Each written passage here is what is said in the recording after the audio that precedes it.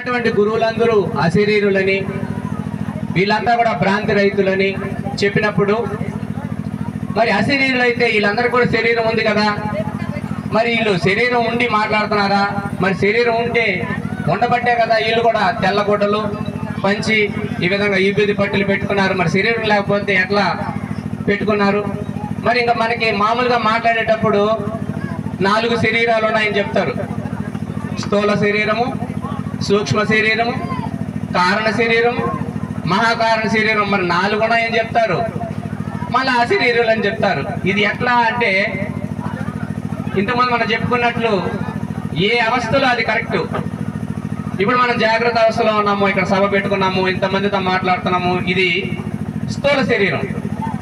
ఇంకొంచెం తర్వాత చీకటి పడిన తర్వాత అంతా భోజనం చేసుకొని నిద్రపోయినప్పుడు స్థూల శరీరము, సూక్ష్మ శరీరము అక్కడ స్వప్నావస్థ పొందేటప్పుడు అది సూక్ష్మ శరీరము. ఈ రెండింటికి కారణమవుతూ ఉండేది నిద్రావస్థ కారణ శరీరము.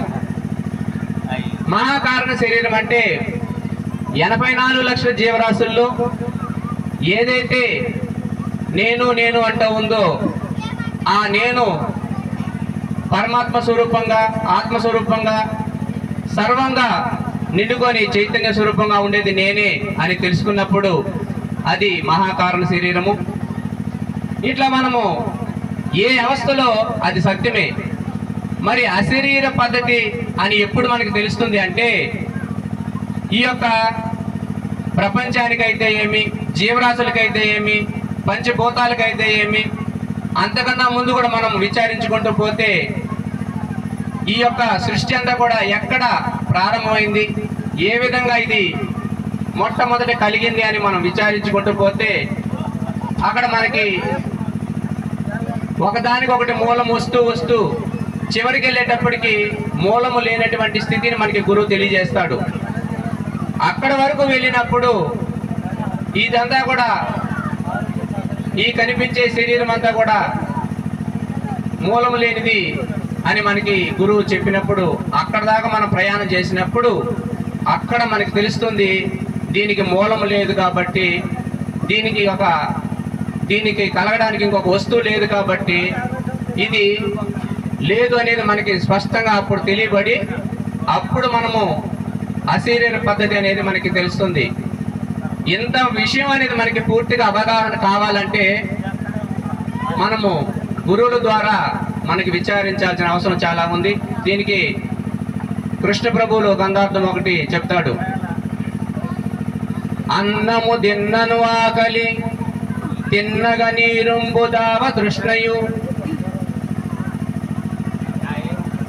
రోగం బెన్నగ నౌషధ సేవను, జన్న క్రియన్ ఎరుక నిల్వా జాలాదోయన్నా, ఈ బోధను చెవులతో విన్నా, కన్నులతో చూసి కడముట్ట చదివినా, నిన్నెన్నటికి నిలిచి కనుగోనా జాలాదోయన్నా, నిన్నెన్నటికి నిలిచి ఉండదని కూడా మనకి కందార్థం చెప్పారు. అది మిస్టేక్ వచ్చింది.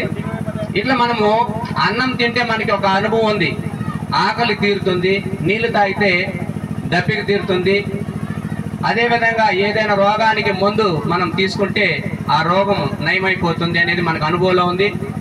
అదేవిధంగా గురువు ద్వారా ఈ యొక్క భ్రాంతి రహిత మార్గాన్ని గురించి మనము విచారిస్తే మనకి గురువు ద్వారా మొట్టమొదటి నుంచి నేను ఎవరు, నాకు ఈ శరీరం ఎట్లా వచ్చింది, ఈ శరీరంని కదిలించే ఇంద్రియాలు ఎట్లా కలిగినాయి, దీనికన్నా అధిష్టానంగా ఉండేటువంటి పంచభూతాలు ఎలా వచ్చాయి, ఇలా మనము ఒకటి కాదు అన్ని రకాలుగా విచారించినప్పుడు